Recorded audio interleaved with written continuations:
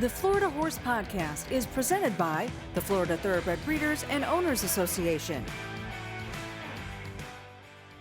Welcome to the Florida Horse Podcast. I'm Tammy Gantt, and I'm joined today by Nick de Meric. I'm very excited to have him here today.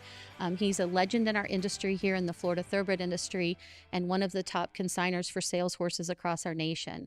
And so let's get started. Hi, Nick. How are you? Very well, Tammy. Nice to be here. Thank you for inviting me. You're welcome. And you wear a number of hats. In addition to the businesses that you have, you also are on the board of the Florida Thoroughbred Breeders and Owners, and also on the board of Horse Farms Forever. Yep, that is correct. And also the board of OBS as well. Yeah, thank you. Yeah, we wear several different hats, and I always feel that it's a small enough thing to ask to give a little time back to the industry that's been so good to me and which I love passionately. Yeah. And I think you also give to the farm ministry. You help, you and your wife behind the scenes put on a lot of programming that helps with the farm ministry programs too. That's Jackie's baby, and she has done a magnificent job with that. In fact, the premises from which they now operate was her brainchild and a result of fundraising that she and Stephanie Brennan did together. And so she's done a great job with that. Yeah. Hey, great way to start off the show by giving a little praise to your wonderful wife, Jackie. So that's awesome. So talk a little bit about, I'm going to go back to, there was a Chamber and Economic Partnership event that you spoke at. And after that, we had a number of people come into our office and get calls just saying how wonderful that presentation you did was. And I think a lot of it was because your passion came through about your passion for the protection of land, your passion for the industry, and just your true love for horses. You want to talk a little bit about that? I would say that taking those questions one at a time, my love for horses is something I've never really stopped to analyze or question, but it's something from as long as I can remember. I've always had an affinity for, a passion for, an obsession with.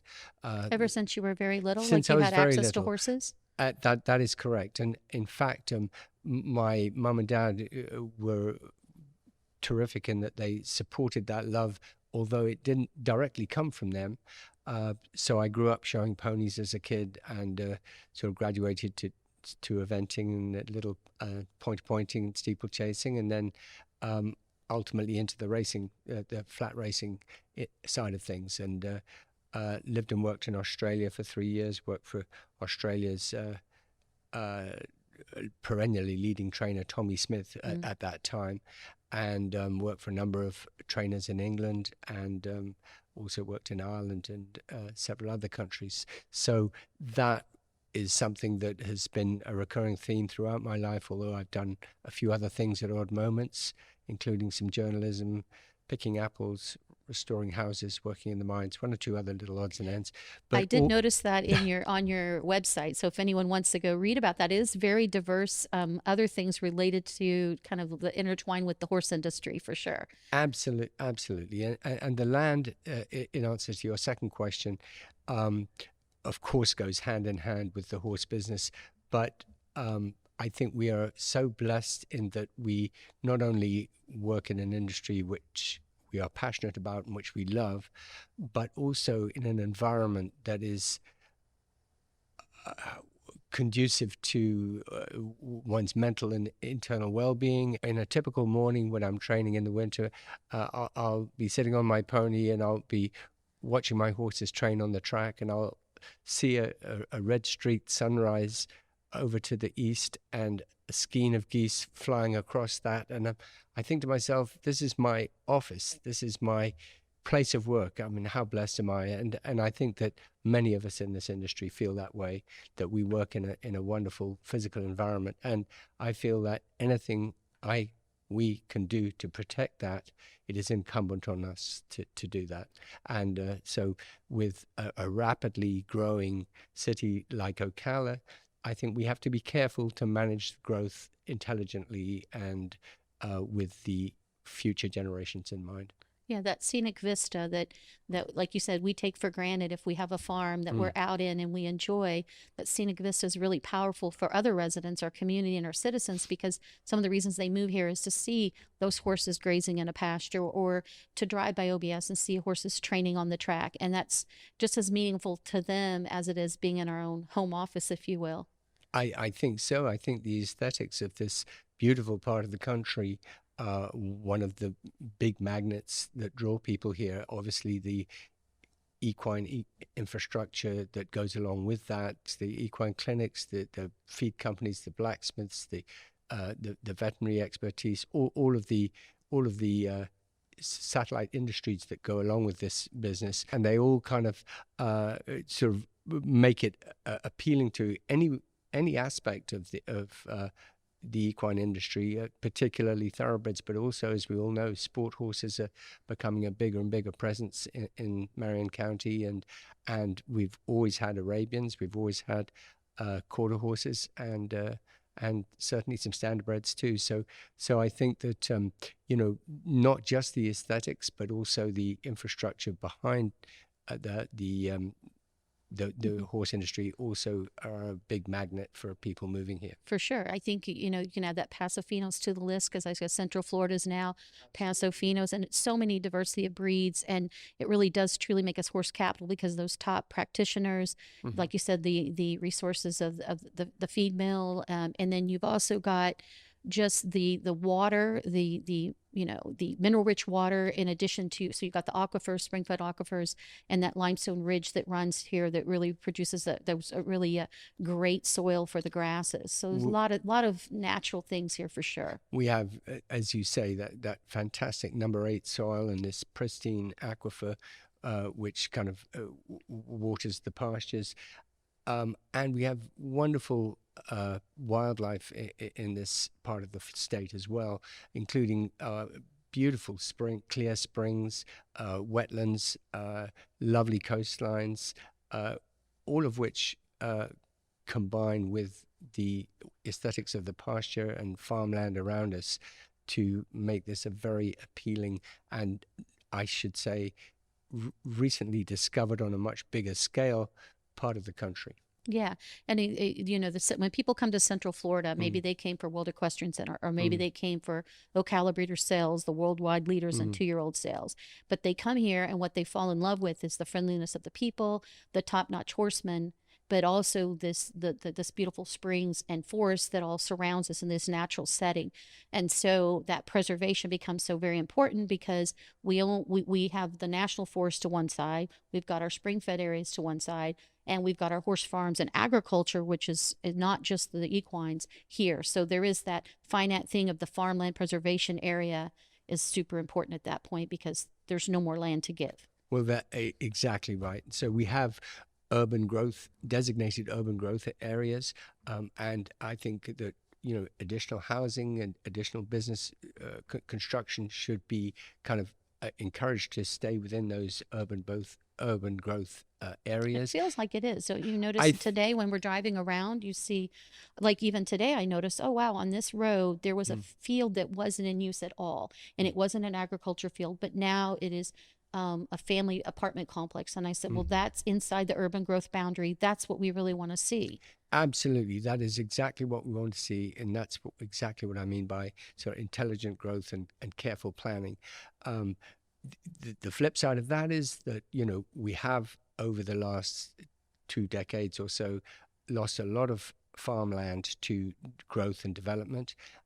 Not to say that that's all wrong, but I just think that we can maybe do a better job of managing that.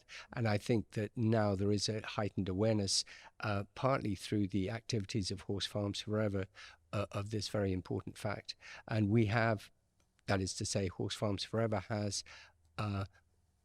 taken on several different entities which had the intention of building within the farm preservation area, and we have actually beaten them in court and with the commissioners and shelved those projects. So I think that there is much more awareness than there has been hitherto on that very sensitive subject. Yeah, because those nibbles become bites and the bites become large parts of land that are taken away. And I know FT Boy has a strong belief in this, and they are members of Horse Farms Forever, in addition to the task force that you're also on, that's chaired by our current president, George Isaacs, which is always monitoring and looking at what's going on. And so we can be aware of it, but also if we need to activate as far as having those conversations and trying to make progress as far as why the land is important, not just for us as thoroughbred owners, but equine industry and our agriculture as a whole. It's a delicate balancing act to get it right, because obviously there are a lot of things that go with an increase in population. You need the infrastructure, you need the roads, you need the schools, the hospitals, all the things that go along with a growing population. But you also need to preserve the reasons that made it a growing population in the first place, and also for our signature industry, the horse industry. So let's talk a little bit about your family. You're now a next generation of family members involved in this industry. And I came from a family of missionaries. So I'm the first generation. So I dream of how the second and third generation looks like in our industry, and I see the families and farms that have done it. So tell me a little bit about your kids and where they are today. I guess they're young adults or really adults. Yeah, I know it's hard to think of them as adults, but they certainly are. They're both Ali and Triss are in their kind of mid-30s. Ali actually in her sort of later 30s. She has 3 delightful children, all of whom are passionate horse kids. They ride often before they go to school. They do all manner of equine-related activities. And Ali, who is married to Brandon Rice of the Rice clan. Another legacy family in the industry. Very successful and well-respected family in the industry. And they together have founded their own business and are doing very well, pinhooking, breaking, training young horses and preparing them for the racetrack. Of course, Brandon's aunt is Linda Rice, who is a legend in her own right in New York, one of the most successful female trainers of all time in this country. And so there is a legacy that goes along with that side of the family, and we've tried to bestow that on our kids too.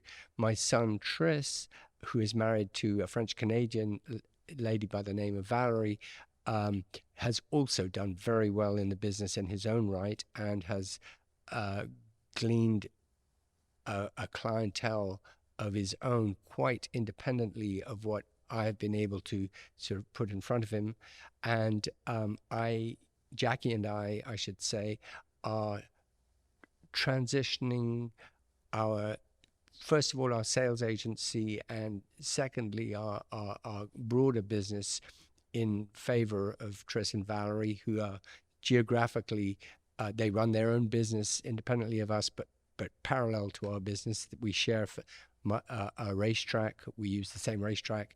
Their farm and stables are adjacent to ours. And Valerie's a horsewoman too, also, right? So she came from that show world, I believe. She did, and she was an assistant to Eddie Woods, Okay. our good friend Eddie Woods, and that in fact is where Triss and Valerie met at a horse sale, much as you and your wife had much met. as Jackie and I did. The horse business brings people together. But yes, so Valerie's a very competent horsewoman in her own right, and they have made a very effective team. Valerie is everything that Triss isn't, and vice versa, I think that would be fair to say, and they make a formidable combination.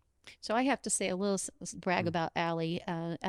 I think Alexandra, yeah. Yeah, I think she goes by Allie Short. So Allie, this is what I saw. This is when I knew. I said the next generation is here. It's like you just see the moment. And she had the little one in toting on the hip here. Yeah. Came into an ag extension thing that was called Annie's Project that helps folks that are underserved in our community get involved in agriculture. And here she's got one in tow and talking about a business. And so when the women in that group were looking at it, they're thinking, how am I, as a single woman, or I've got kids, I've got all these things going on. How can I make it happen?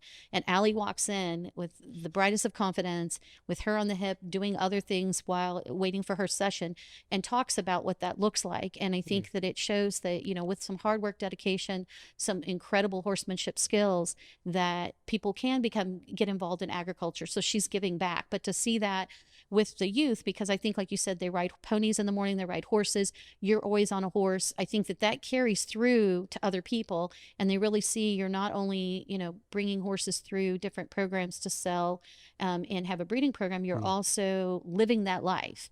And so I just got a kick out of her that night. I said, oh my goodness. And all the women are like, look at that, you know? Yeah, I think we all do it because we love it. And one thing I've always said to my kids, I mean, this business can be tough. We all know that. And I said many times to them as they were growing up, if you're not passionate about this business, you're better off doing something different. But both of them are very passionate about it. And as you say, Allie doesn't let a little thing like an infant slow her down. No, not at all. She'll plonk that baby in front of her on the pony and go train, and she'll have two others in tow on ponies, and they live the life. And it's a grand life. That's a grand life. It's a grand life. They are wonderful parents, those two, and those kids have an idyllic childhood. And I should give a shout out to Tris and Valerie's eldest, Elizabeth, who is, to say she's passionate about showing would be an understatement. She is absolutely, well, I shouldn't use the word obsessed, but she is a little bit obsessed with showing. She's currently in Vermont showing. She's been in New York this summer, and she's been showing at WEC. She now has a string of half a dozen ponies that she's riding, and is absolutely up to her eyeballs in the show horse world, which of course, you know, comes along with all kinds of expenses of its own. Nathaniel, her younger brother, is more of a baseball dirt bike sort of kind of kid, but he's been dragged to sales since he was old enough to walk, and is very good natured about it, and as he is at Lizzie's horse shows. But he's a ball guy. He's going to be a great tennis player. He loves baseball, and all-around good kid. So we're very blessed with our grandkids. Sometimes you're very blessed in all ways. And I think that, you know, sometimes the sister and brother have to sacrifice for each other's independent hobbies, right? Yeah, absolutely. So I do feel like there was a dynasty that was created when the two families married, for sure, all the different ones. And but I do feel like when I look at you guys, I see a blessed lifestyle where you're doing what you love, what you always wanted to do. You've had opportunities to travel the world and learn from some of the best mentors that exist in the horse world at the times that you were in those locations. And so of all those things, I know you're most proud of your family, but as far as a success in the industry, what would be your proudest moment? Proudest moment. Or one moment when you feel like I've arrived. I feel, if that's ever happens for any of us. Okay, I'm going to answer that in a fairly low key way. I'm going to say that Jackie and I, the first horse we bought from Sam and Carolyn Rogers. It was a nearly on time filly out of a mare called Arctic Holiday. We paid $15,000 for this filly, which was more than all the money we had at the time. In fact, my mum and dad kicked in a little bit, and my uncle kicked in a little bit, and we kicked in a little bit, and we sold that filly for twice what we gave for her, and we thought we'd won the lottery. We bought a car, and we got married that same year in Louisville, Kentucky, which is Jackie's family are from Kentucky, and I would say that although there've been some fantastic moments between now and then, that was the moment at which I think we decided that we could make a business of this, and that we were determined to try and carve our own niche in the industry. Well, that is the dream, and you're living the dream today. And you look now with the kids and grandkids, it's been great success, and they're all up on horses when they can be, and that's all you can ask for. Well, thank you for coming in today. I'm sure we could talk a bit more about your role at OBS and FTBA, but hopefully another time we'll get you in for that. But thank you so much, Nick. Been entirely my pleasure. Thanks for inviting me, and hello and to all your viewers. And like I said, we're a very blessed community in this lovely part of Florida. The Florida Horse Podcast is presented by the Florida Thoroughbred Breeders and Owners Association.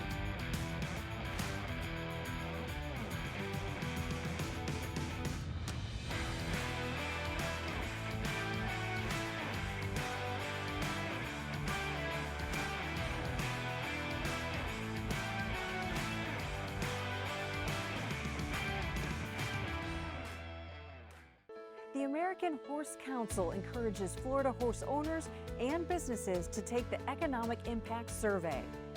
Showcasing the economic impact from this survey helps inform local and state political leaders, encourages investment in land and equine businesses, and job impact.